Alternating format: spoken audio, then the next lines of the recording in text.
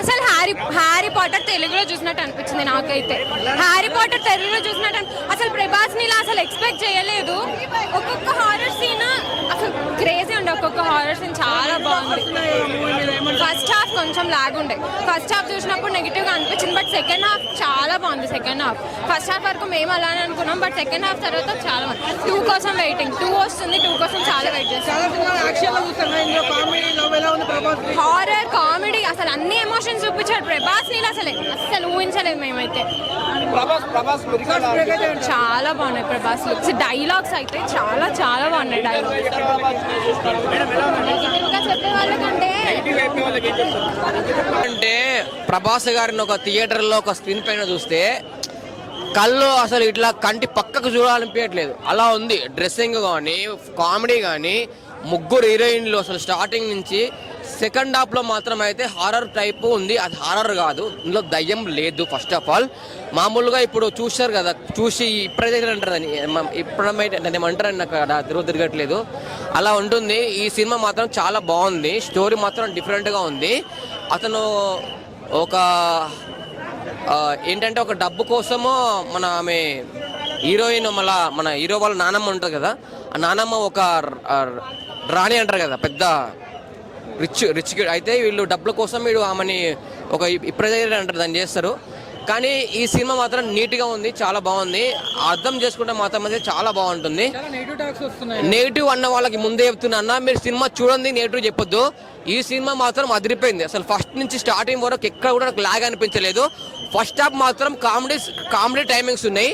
ఇందులో నవరసాలు చూపించారు ప్రభాస్ గారు. నవరసాలు ప్రతి ఒక్క యాక్టింగ్ ప్రతి ఒక్కటి చూపించారు.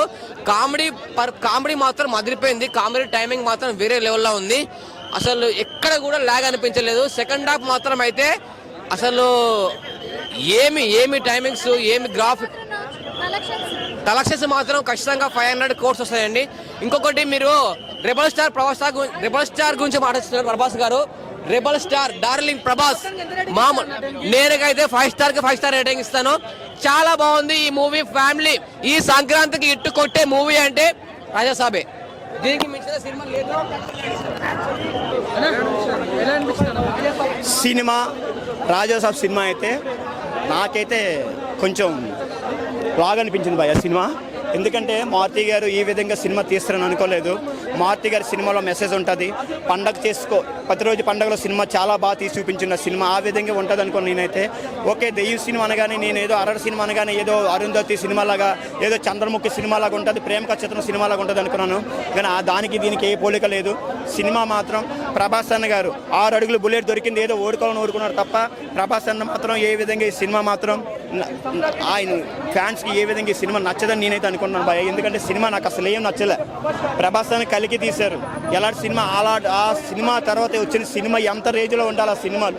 కానీ మారుతి గారు ఇంటి అడ్రస్ ఇచ్చిండు. నేను అనుకోండి ఇంటి అడ్రస్ ఇస్తే ఏదో ఉంటుంది కదా అనుకుంటే సినిమాలో ఏమీ లేదు భయ్య. మారుతి గారు మీరు వెంటనే ఆ వీడియో డిలీట్ చేసుకోండి, చాలామంది ఫ్యాన్స్ ఇంటికి వస్తారు. లేకపోతే ప్రభాస్ గారు నిజంగా చాలా తప్పు చేసింది ఏమంటే చిన్న డైరెక్టర్కి అవకాశం ఇవ్వడమే అనుకుంటున్నాం, కానీ ప్రభాస్ అని అలాగే అనుకోడు. అవకాశం ఇచ్చినప్పుడు చిన్న డైరెక్టర్లు కూడా ఓడుకోవాలి. అంత పెద్ద హీరో మీకు అవకాశం ఇచ్చినప్పుడు మీరు అలాగే ఓడుకోవాలి భయ్యా. 3 సంవత్సరాలు టైం తీసుకున్నారు. 3 సంవత్సరాలు మా ప్రభాస్ అన్న 2 సినిమాలను తీయొచ్చు మామూలు తెలుసుకుంటే. మీకోసం 3 సంవత్సరాలు టైం ఇచ్చినప్పుడు ఆ సినిమా ఏ విధంగా తీయాలో మీకు తెలియదా మారుతి గారు? మీరు ఆ రోజు ఆడియో ఫండ్స్లో ఏడిస్తారు. అన్నీ నువ్వు ఎదుర్కొంటే నేను మాట్లాడలేకపోతున్నాను. నిజంగా ఏదో ఏడిస్తుంటే నిజంగా ఏదో సినిమాలో ఏదో గట్టిదే ఉండదా నేను అనుకున్నాను. కానీ సినిమాలో అయితే ఏమీ లేదు. ఆ రోజు నువ్వు ఏడిసిన ఏడుపు కూడా థియేటర్ జనాలు తప్పించుకోవడానికి ఏడ్చావని నేను అనుకున్నాను మారుతి గారు. మా ప్రభాస్ అన్న లిప్ లాంటి వాడు, ఎవరికి అన్యాయం చేయడు, ఎవరికి ఇది చేయడు. కానీ ఆయన నమ్ముకుంటే మాత్రం ప్రాణం పెడతాడు. మారుతి గారు ఆయన మిమ్మల్ని నమ్ముకున్నాడు కాబట్టి, మీకు ప్రాణం పెట్టిండు కాబట్టి మీతో సినిమా తీసిండు. మీరు అలాంటప్పుడు ఆయనకి ఎలాంటి సినిమా ఎలా హిట్ ఇవ్వాలి, మీరు ఎలాంటి హిట్ ఇవ్వాలి?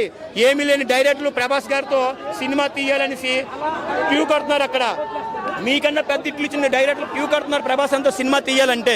కానీ మాకే తెలియదు ప్రభాస్ అని నీతో ఎందుకు సినిమా ఒప్పుకున్నాడు. మారుతి గారితో ఒప్పుకున్నాడు అంటే ఏదో సినిమాలో కంటెంట్ ఉంటుంది కాబట్టి ఒప్పుకుంటాడు. ఏదో కంటెంట్ ఉంది సినిమా ఒప్పుకున్నాడు అంటే ప్రభాస్ అని ఒప్పుకున్నాడు, ఏదో కంటెంట్ ఉంది.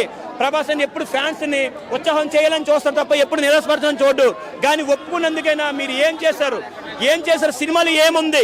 కొన్ని పలానా స్టోరీ ఓకే, చిన్న లైన్ పట్టుకుని వచ్చి మీరు ప్రభాస్ గారు చెప్పుంటారు. ఏమీ లేదు, నాన్నమ్మని మనవడు కాపాడాలి, మనవడు నాన్నమ్మని కాపాడాలి, ఒక చిన్న స్క్రిప్ట్ చెప్పుంటారు. దానికి మా ప్రభాస్ అన్న స్క్రిప్ట్ బాగుందని చెప్పి ఓకే చేసినందుకు మీరు 3 సంవత్సరాలు వెయిట్ చేసుకొని ప్రభాస్ అన్న ఆ రోజు ఆర్ఆర్ ఫండ్స్ ఈవెంట్లో ఒక మాట చెప్పిండు, భయ్యా నువ్వు ఎలా రాసావు ఈ క్లైమాక్స్ సీన్ అనేసి. అసలు ఏమీ లేదు భయ్య, సినిమా గురించి చెప్తున్నాను కదా, క్లైమాక్స్ కదా ఏం కాదు, సినిమాలో ప్రభాస్ అన్నని ఓడికోలాపాడు మారుతి గారు అంతే.